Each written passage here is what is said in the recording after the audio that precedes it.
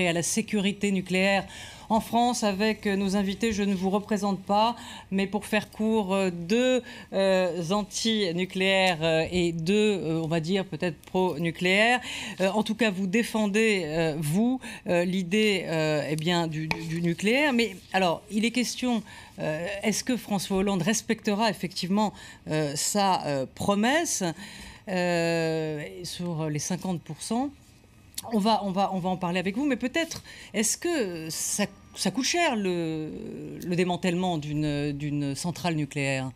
Ce qui coûte cher, c'est un coût, c'est difficile, c'est dangereux aussi. C'est pas que le démantèlement, c'est d'abord le fonctionnement des centrales nucléaires. Hein. Ce que la Commission de régulation de l'énergie, je m'excuse d'être un petit peu technique, mais a mis en évidence par son dernier rapport, c'est qu'on nous a menti depuis de nombreuses années en nous disant que le nucléaire n'était pas cher.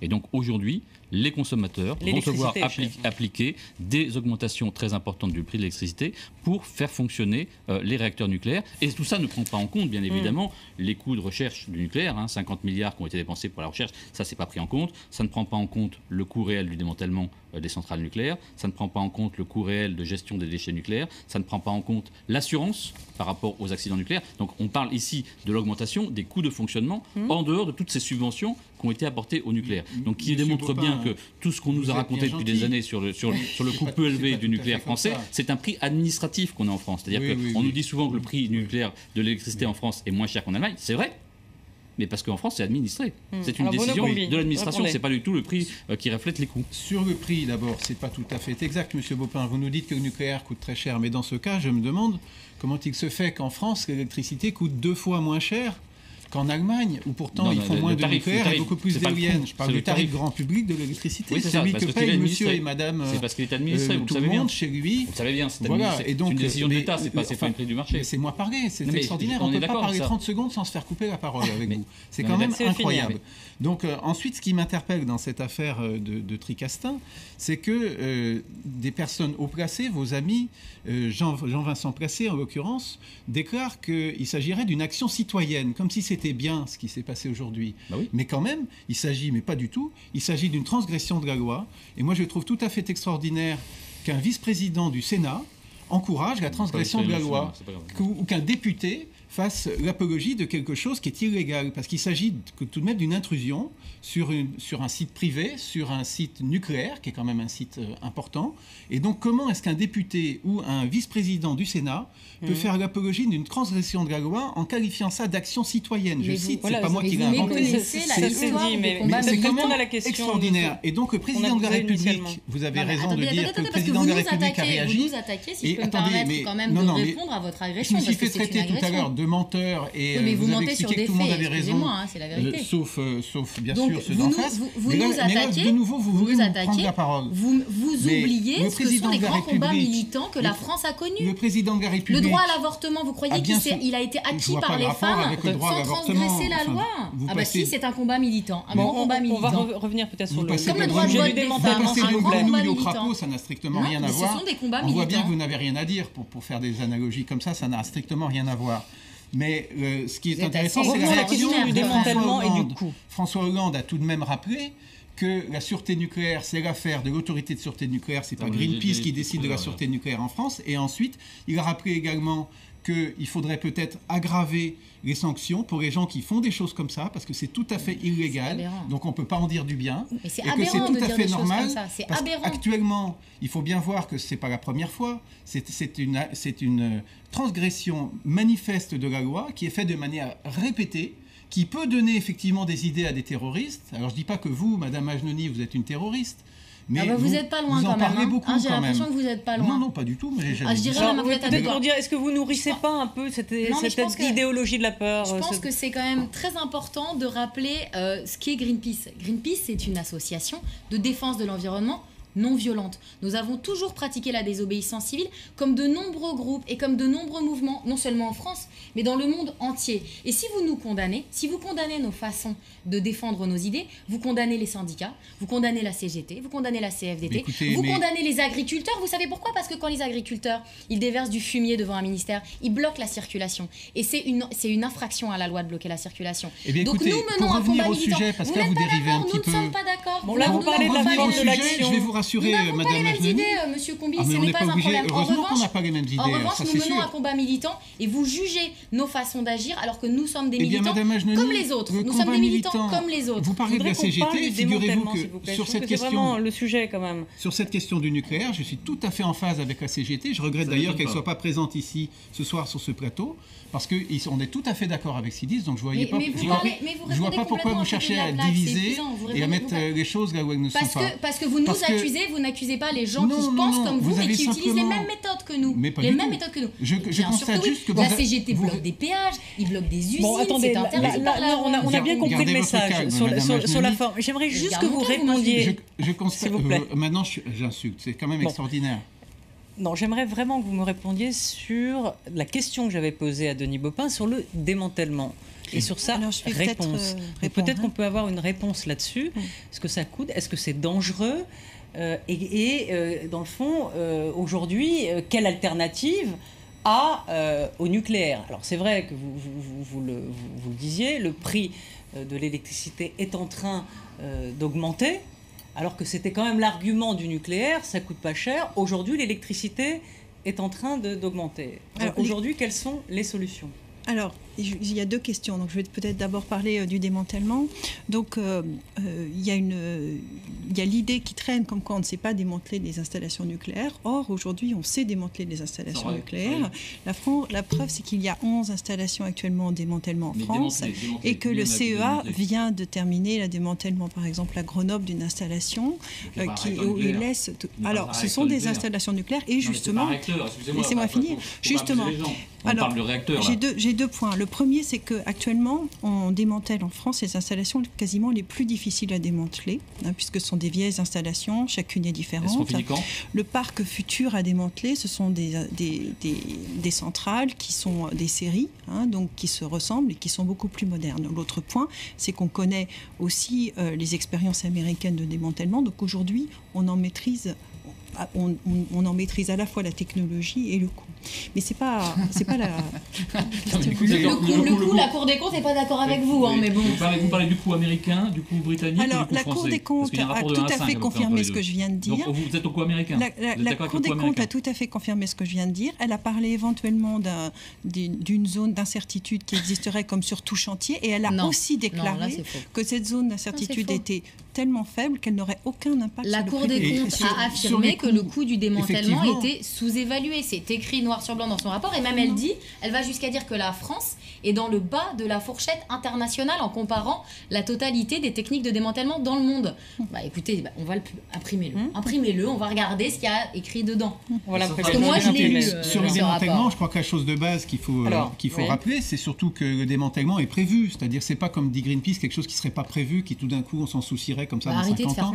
Il y a des provisions qui sont faites sur chaque kilowattheure qui est vendu, et cette provision correspond au coût du démantèlement américain de réacteurs tout à fait similaires à haute sous-pression. Pas américain. Arrêtez de dire que c'est faux dès qu'on dit quelque chose. Excusez-vous, ce que vous dites, il y a eu une dizaine de réacteurs aux États-Unis. Arrêtez de celui qui est prévu en France.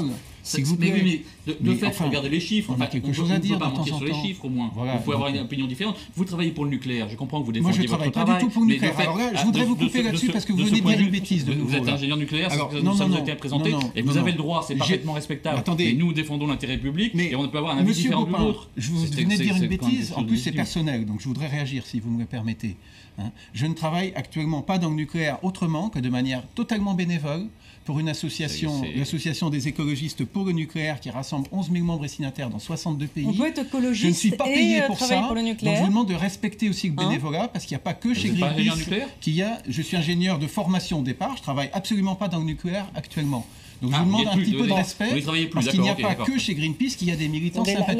Mais bien sûr qu'on peut être écologiste pour le nucléaire. Bien sûr qu'on souhaite, par exemple, lutter contre le dérèglement du climat. Et je vous rappelle que le nucléaire est un moyen de produire de l'électricité de manière massive, pas chère et sans aucune émission de CO2. Tout à fait. Et sur les alternatives, je crois que vous avez posé la question des alternatives au nucléaire. Oui, je voudrais juste vous lire un tweet. Déjà que la France est en déclin à l'international, si on réduit ou abandonne le nucléaire, c'est fini, on devient clairement un pays de seconde zone. Ah bah là, il faut en parler. Non, il faut parler parce qu'une fois il faut parler des faits. Alors prenons le seul exemple, l'exemple le plus significatif sur lequel on a de l'information, l'exportation du réacteur nucléaire français en Finlande, que nous avons vendu 3 milliards d'euros et qui coûte 8,6 milliards d'euros. Qui c'est qui va payer la différence? C'est nous. Ça veut dire quoi? Ça veut dire qu'on vend à perte un réacteur nucléaire. Donc la représentation de la France avec le nucléaire à l'étranger, je ne suis pas convaincue par cet argument.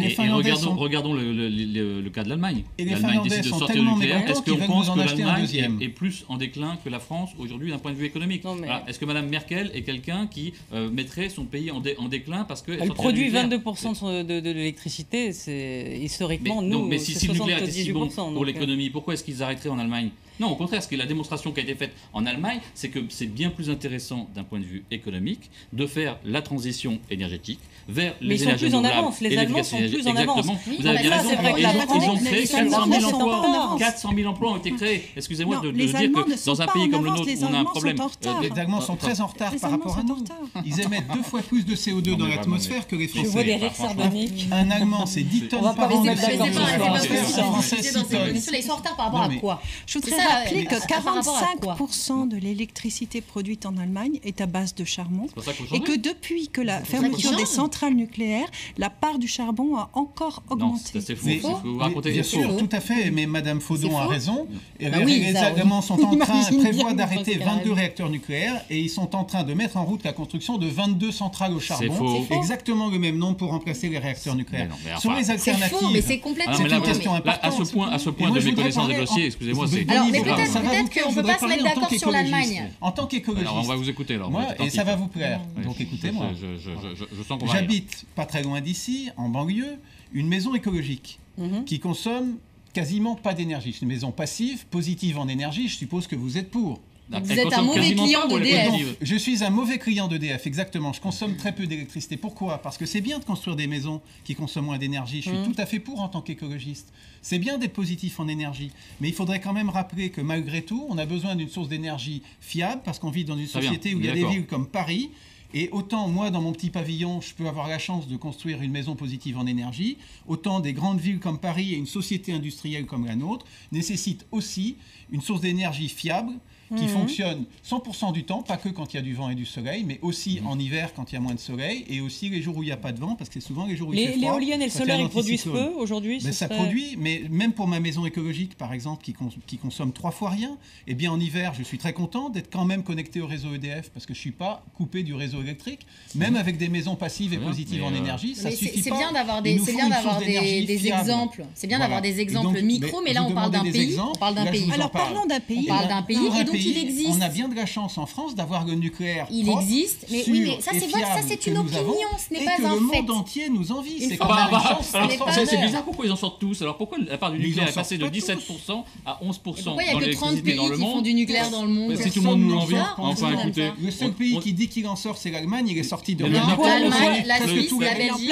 Le poids des lobbies en France. Le charbon EDF, vous pensez qu'il y a des... L'Allemagne retourne au charbon et n'a arrêté quasiment très peu de réacteurs. J'ai l'impression d'entendre des gens qui ont défendu le Concorde quand tout le monde a abandonné le Concorde. Il y a un poids des lobbies en France, notamment qui pèsent. Quand tout le monde est passé à l'Internet. Franchement, et avec les Verts, on est face à des gens qui sont toujours contre tout ce qui marche et qui vont. Vous êtes là pour régler pour le solaire, pour l'éolien, pour la géothermie, pour la biomasse, pour l'hydraulique, pour les énergies marines, toutes ces énergies qui sont des énergies non épuisables et qui sont des énergies non polluantes et non dangereuses. Non, oui, c'est oui. On n'est pas obligé d'être d'accord. Les Français sont favorables. Force est de constater qu'en France, le nucléaire marche quand même plutôt bien. Reconnaissez-le, Sophia. C'est pas la première fois qu'on en parle.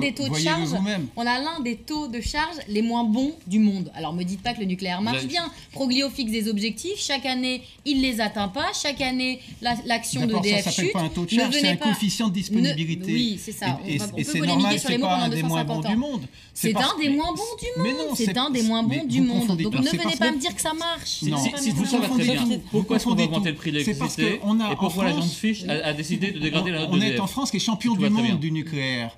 Et c'est pour ça que, parce qu'on a beaucoup de nucléaire, on n'en a pas besoin forcément tout le temps. Donc effectivement, en été, pourquoi on ne réduit pas alors? On n'a pas besoin de réduire. On prend le temps de les arrêter pour les réviser au mieux. Et ça prend un certain temps parce qu'en été, on a un peu moins besoin des réacteurs. Mais ça n'a rien à voir avec le taux de charge, comme vous dites. C'est le coefficient de disponibilité des réacteurs. Question des lobbies. Est-ce qu'il y a un poids qui pèse sur les épaules de François Hollande? Est-ce que Proglio, par exemple, fait pression sur le chef de l'État? Est-ce que, d'après vous, on a vu Delphine Batho qui en étant débarquée du gouvernement, a parlé du poids des lobbies et des pressions. Est-ce que là, c'en est un, le poids du lobby nucléaire sur les instances dirigeantes? C'est une réalité?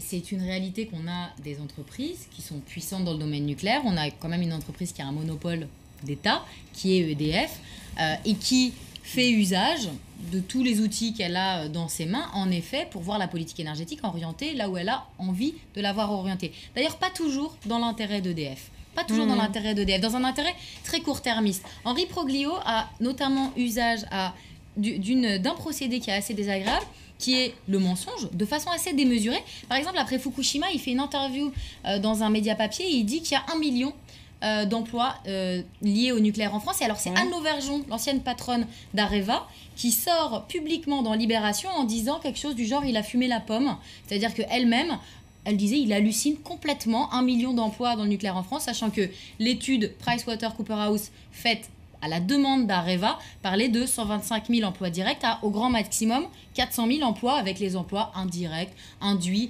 etc. Donc on est vraiment dans de la pression, dans du chantage à l'emploi en permanence. Mais oui, mais est-ce que c'est en pleine crise, effectivement, se priver, fermer des réacteurs, c'est se priver du tiers de notre potentiel de production électrique? On n'aura plus le choix. On est en pleine crise, vous avez raison. On regarde ce que font les autres. Ce que font les autres aujourd'hui et qu'est-ce qui est intensif en emploi. Je pense que dans cette période, je crois que personne ne peut se priver des filières les plus intensives en emploi. Les filières les plus intensives en emploi aujourd'hui, c'est quoi? C'est la réhabilitation thermique des bâtiments, c'est les transports collectifs et c'est les énergies renouvelables. Regardez l'Allemagne.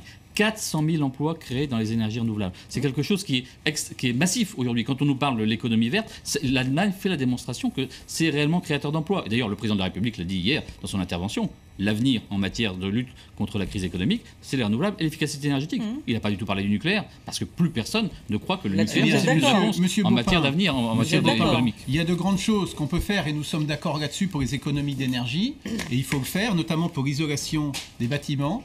Mais tout de même, je crois qu'il faut rappeler que le nucléaire, c'est quand même quelque chose de propre, de sûr, de fiable, de propre, et qui marche très bien. Jusqu'au jour où, non? Voilà, et que pendant que nous parlons et que les antinucléaires parlent d'arrêter certains réacteurs, eh bien nous construisons en France 3 terminaux méthaniers.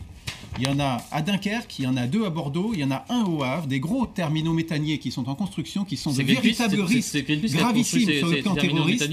Et donc, il me ferait plaisir que Greenpeace s'intéresse au problème des attentats sur les terminaux méthaniers, parce que vraiment, il y a de quoi dire. Et je ne pense pas que la solution soit de fermer une dizaine de nos réacteurs pour les remplacer par autant de réacteurs au gaz. Or, c'est le chemin que nous prenons si on suivait les conseils de Greenpeace. Pour ma part, je suis donc favorable au nucléaire propre, sûr et respectueux de l'environnement, parce que c'est déjà le cas. Vous n'avez pas lu notre scénario de transition énergétique qui ne passe pas par des terminaux méthaniers. Je voudrais parler de 2025. Nous avons un scénario de transition énergétique. Laissez parler Madame Faudon, qui s'est très peu exprimée. Madame Faudon, oui. C'est un débat. Donc moi, je voudrais parler de 2025 et des besoins énergétique de la France en 2025, puisque la France d'aujourd'hui, c'est 70% d'énergie fossile, c'est 60 milliards de factures fossiles à l'importation. La France de 2025, c'est un pays qui aura besoin d'électricité sans CO2, donc d'une combinaison d'énergie nucléaire et de renouvelables, comme aujourd'hui, puisqu'aujourd'hui c'est 90% de l'électricité qui est produite sans CO2. Elle aura besoin d'électrifier ses transports urbains, elle aura besoin de la voiture électrique, elle aura besoin des technologies d'information et de communication, elle aura besoin d'une industrie forte, Donc, on ne va pas diminuer la consommation énergétique en fermant des emplois, etc. C'est donc une France qui aura besoin de beaucoup d'électricité sans CO2. Et dans tous les scénarios qui sont sortis du débat aujourd'hui, puisqu'il n'y a pas eu de consensus sur les scénarios, une chose est sûre, c'est que la France aura besoin du nucléaire en 2025. Non, ça c'est faux. Vous pouvez dire que c'est maintenant point de vue. Il y a des scénarios sur la table. Vous concluez. Scénario de l'ADEME, le scénario de Négawatt. 10 secondes chacun. Alors, qui ne prévoit pas de nucléaire. En quoi? Qui a dit que la France aurait besoin du nucléaire? C'est votre avis, c'est votre volonté, parce que vous travaillez pour le nucléaire, mais c'est pas la réalité des faits. Bon, allez, le mot de la fin très court, 10 secondes. Non, moi, ce que je peux vous dire, c'est que aujourd'hui, le débat qui est posé en France, c'est le débat de respecter les engagements du président de la République. Ça n'est pas la sortie du nucléaire, même si, moi, de mon point de vue, il faut aller vers cela. C'est qu'en 2025, on est réduit d'un tiers le parc nucléaire, et donc on va réduire notre dépendance à une énergie dangereuse, de plus en plus coûteuse, et qui crée très peu d'emplois, pour remplacer par beaucoup plus d'efficacité des énergies renouvelables qui, eux, sont très créateurs d'emplois. Eh bien, en 2030, puisqu'il faut en parler, je vous recommande un autre scénario que Négawatt, c'est le scénario Négatep qui consiste à sortir du pétrole, parce que c'est ça la priorité, le pétrole s'épuise. Négatep, donc c'est un scénario où, grâce aux économies d'énergie et au nucléaire, nous nous libérons enfin du pétrole et du gaz, qui n'est pas la direction que nous prenons en ce moment. Donc, c'est bizarre, il n'a pas été reconnu par le débat. Et respectueux de l'environnement, c'est quelque chose de positif, Merci. ça évite d'émettre du CO2, et ça, c'est la voie de l'avenir, ça, ce sont les emplois que nous devons préserver. Merci à tous les quatre. On ne vous aura pas mis d'accord, c'était bien sûr illusoire et impossible. Merci à vous quatre, et je me tourne vers Karim Yaoui pour un œil dans les médias et sur les réseaux sociaux, effectivement, des réactions sur l'action de Greenpeace aujourd'hui. Alors des réactions sur l'action de Greenpeace, c'est plus largement sur le nucléaire. On commence d'abord avec le site de la radio RTL qui, lui, s'arrête sur ce renforcement des sanctions contre les militants écologistes, parce que finalement le gouvernement n'a pas grand-chose à mettre en avant à part la violation du lieu privé en quelque sorte. Donc ça aussi, ça suscite l'ironie avec ce tweet par exemple de Pierre Duruel qui écrit « Tous les militants arrêtés, le gouvernement réfléchit à des sanctions plus lourdes, mais surtout pas à mieux protéger les sites ». Il y a aussi la déclaration de François Hollande qui a suscité un certain nombre de commentaires. Il réaffirme sa confiance dans le nucléaire et dans la sécurité nucléaire. Et ça aussi, ça suscite un certain nombre de réactions ironiques. Celle de Yann Varoujan par exemple qui écrit « Il y a un déni des réalités, des dizaines de militants qui pénètre sur le site nucléaire de Tricastin, et Hollande qui se dit confiant pour la sécurité des sites ». Et puis ce blog, celui de la députée Rivasi, qui écrit « Action Greenpeace à Tricastin, une sûreté nucléaire au rabais ». Elle évoque le risque terroriste avec cette action des militants de Greenpeace.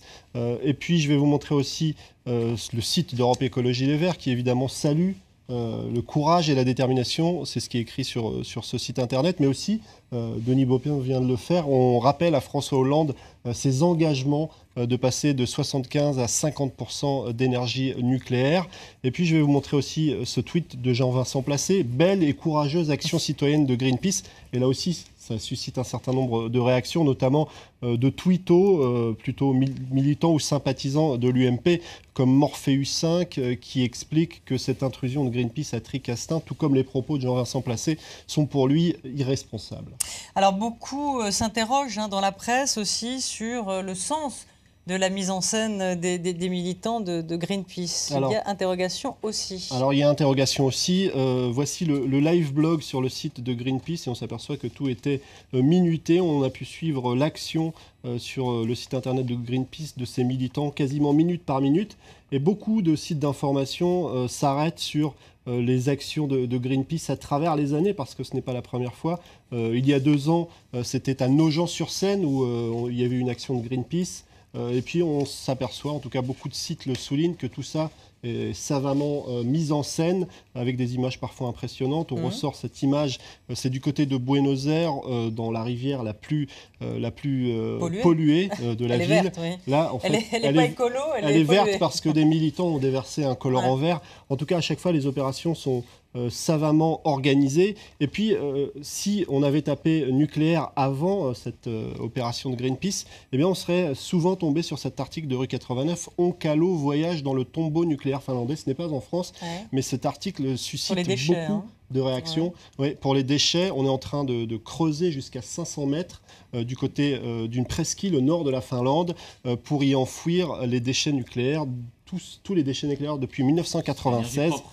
Et ça suscite beaucoup d'inquiétudes qui ne disparaîtront jamais. Il devrait mettre 100 ans à enterrer tous ces déchets et ensuite ça sera scellé pour une période de 100 000 ans. C'est un pari plutôt risqué. La pyramide des déchets. Alors on passe à toute autre chose, on quitte le nucléaire, c'est en France une actualité un peu plus légère avec le timbre-poste, qui ne fait pas plaisir à tout le monde. Je vais vous montrer le nouveau timbre. Alors a priori il n'y a pas de raison de susciter de polémiques particulières.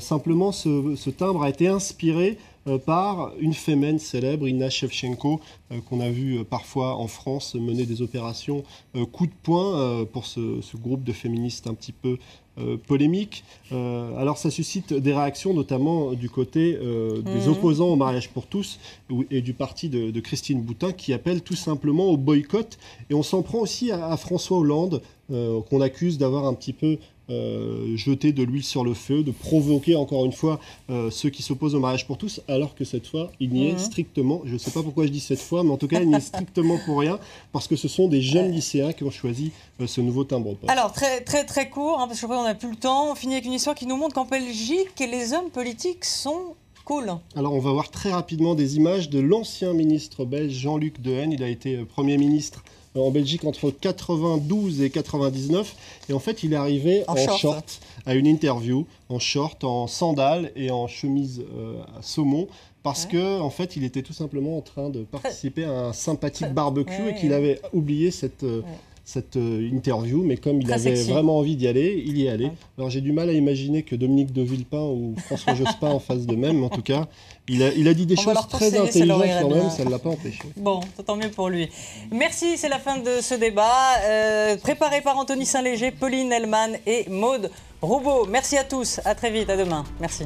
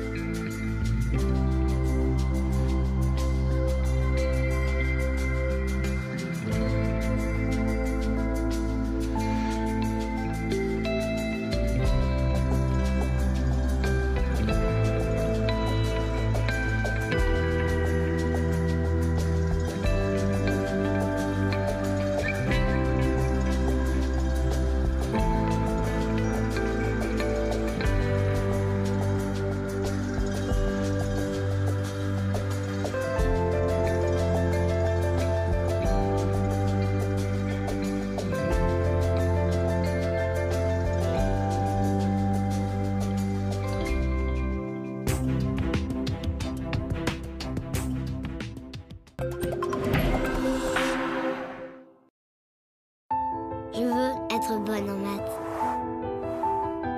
Je veux avoir mon bac. Je veux être commercial. Je veux enseigner le français. Partout dans le monde, ayez le réflexe CNED.